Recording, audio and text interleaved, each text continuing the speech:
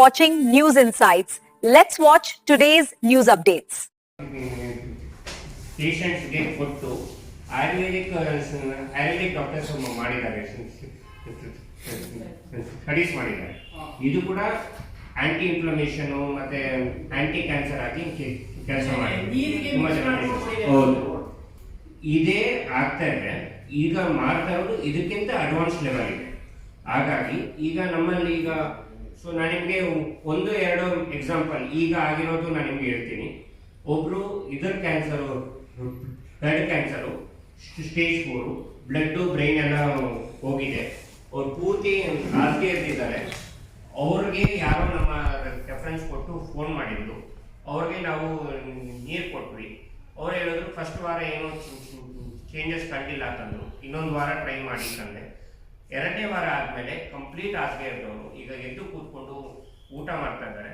ಅವ್ರಿಗೆ brain cancer ಇಂದ ಅವ್ರಿಗೆ ನಾವು ಏನು ಪ್ರಶ್ನೆ ಕೇಳ್ತೀವಿ, ಅವ್ರು ಏನು ಆನ್ಸರ್ ಮಾಡಬೇಕು ಅವ್ರಿಗೆ ಅರ್ಥನೇ ಆಗಲ್ಲ.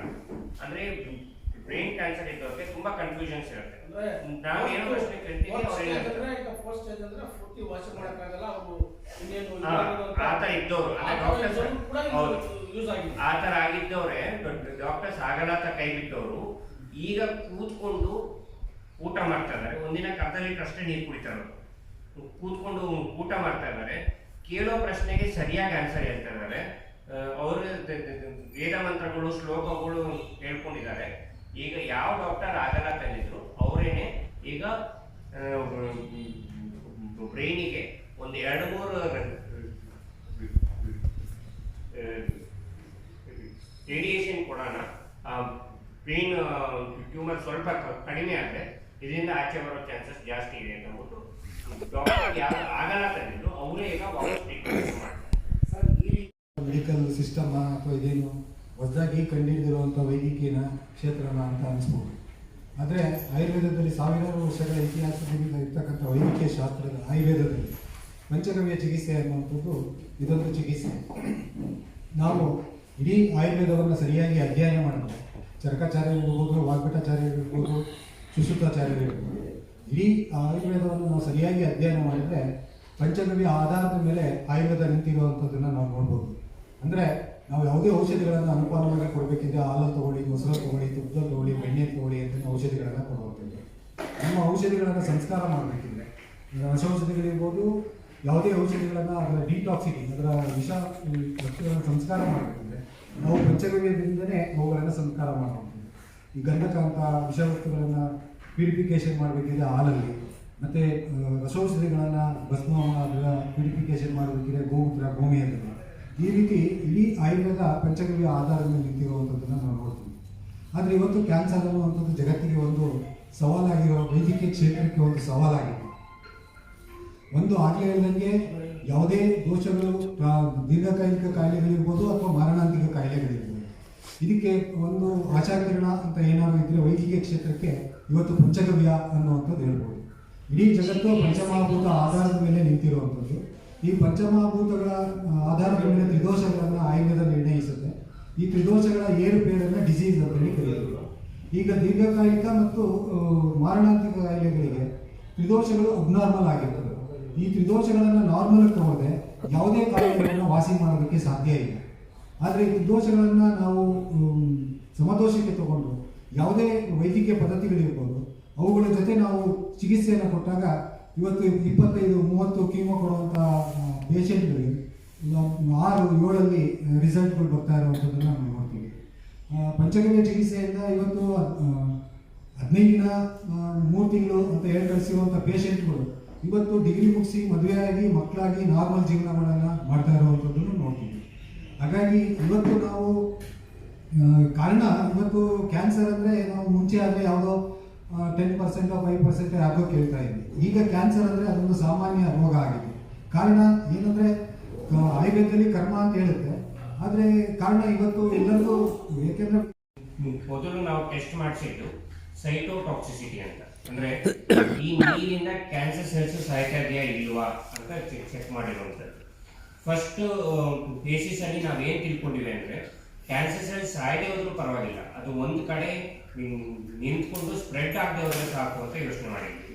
ಸೊ ಲ್ಯಾಬ್ರೇಟರಿ ಅವರು ಅದೇ ಹೇಳಿದ್ರು ಸರ್ ಸ್ಪ್ರೆಡ್ ಆಗದೆ ಹೋದ್ರೇ ದೊಡ್ಡ ವಿಷಯ ಅಂತ. ಆದರೆ ಸೊ ಯಾವುದು ಕಾಂಪ್ಲಿಕೇಟೆಡ್ ಕ್ಯಾನ್ಸರ್ ಅಂತ ತಗೊಂಡ್ವಿ, ಈ ಎರಡು ಕ್ಯಾನ್ಸರು, ಪ್ಯಾನ್ಕ್ರಿಯಾಟಿಕ್ ಕ್ಯಾನ್ಸರು ಮತ್ತು ಪೇನ್ ಕ್ಯಾನ್ಸರ್.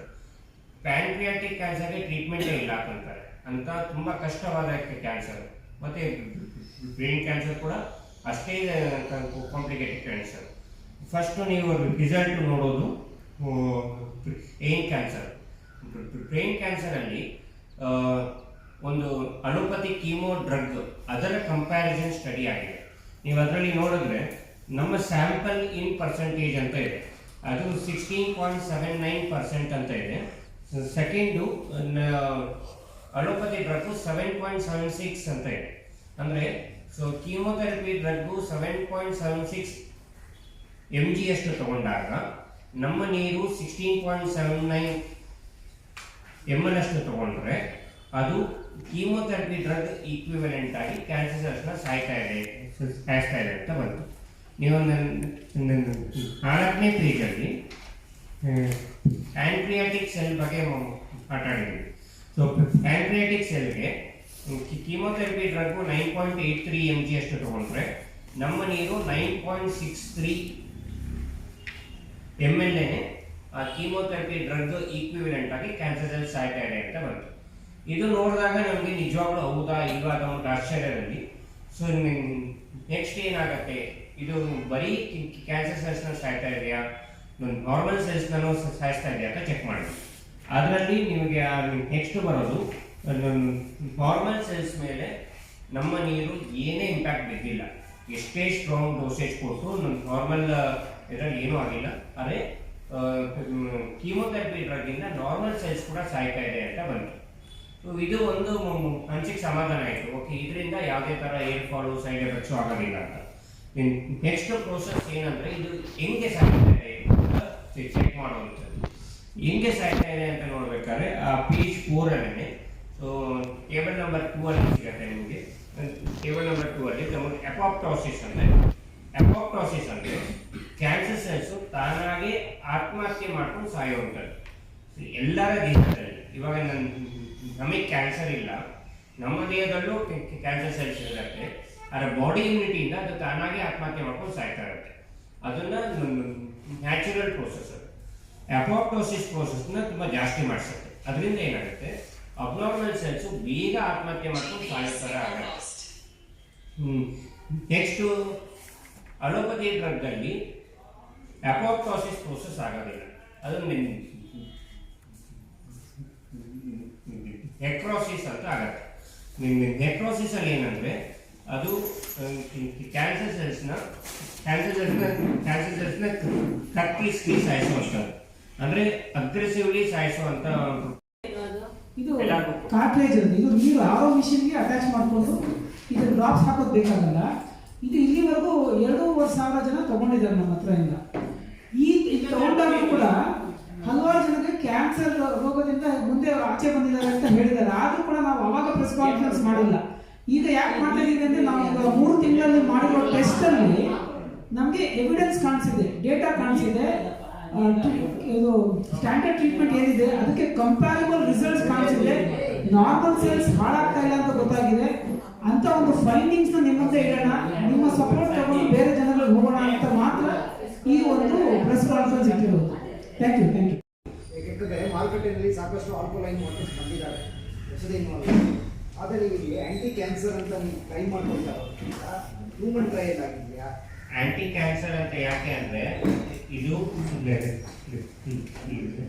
ಲ್ಯಾಬ್ರೇಟರಿಯಲ್ಲಿ ಹ್ಯೂಮನ್ ಇಂದ ತೆಗೆದಿರುವಂಥ ಕ್ಯಾನ್ಸರ್ ಸೆಲ್ಸ್ ಮೇಲೆ ಟೆಸ್ಟ್ ಆಗಿರುತ್ತೆ. It's not A purely human trial. Human trial ಅಲ್ಲ, ಯಾಕಂದ್ರೆ ಇದಕ್ಕೆ ಅಲೋಪತಿ ಆಗಲಿ ಆಯುರ್ವೇದ ಆಗಲಿ ಕುಡಿಯೋ ನೀರಿಗೆ ಅಪ್ರೂವಲ್ ಕೊಡೋದಿಲ್ಲ. ಕುಡಿಯೋ ನೀರು ಅಷ್ಟೇ. ಆದರೆ ಈ ನೀರಿಂದ ಕ್ಯಾನ್ಸರ್ ಸೆಲ್ಸ್ನ ಟಾರ್ಗೆಟ್ ಆಗಿ ಸಾಯ್ತಾ ಇದೆ ಅಂತ ಅನ್ನೋದಕ್ಕೆ ಡಾಕ್ಯುಮೆಂಟಲ್ಲಿ ಪ್ರೂಫ್ ಇದೆ. ಆ ಡಾಕ್ಯುಮೆಂಟಲ್ಲಿ ಪ್ರೂಫ್ ಮೇಲೆ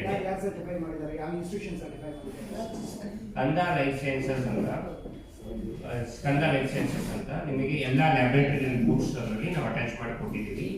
ಎಲ್ಲ ಡಾಕ್ಯುಮೆಂಟೇಶನ್ ಇದೆ. ಸೊ ಸೊ ಎಲ್ಲಿ ಬೇಕಾದ್ರೆ ಅದನ್ನ ಚೆಕ್ ಮಾಡಿಸ್ಬೋದು. Government approved government approved laboratory ಅದು ಏನು ಅಪ್ರೂವಲ್ಸ್ ಬೇಕೋ ಆ ಅಪ್ರೂವಲ್ಸ್ ಇದೆ ಅದಕ್ಕೆ MNC ಲ್ಯಾಬ್ ಅದು. ಅಲ್ಲಿ ಟೆಸ್ಟಿಂಗ್ ಆಗಿದೆ. ಸರ್ ಈಗ ಆಲ್ಕೋಲೈನ್ ವಾಟರ್ಸ್ ಬರ್ತಾ ಇದೆ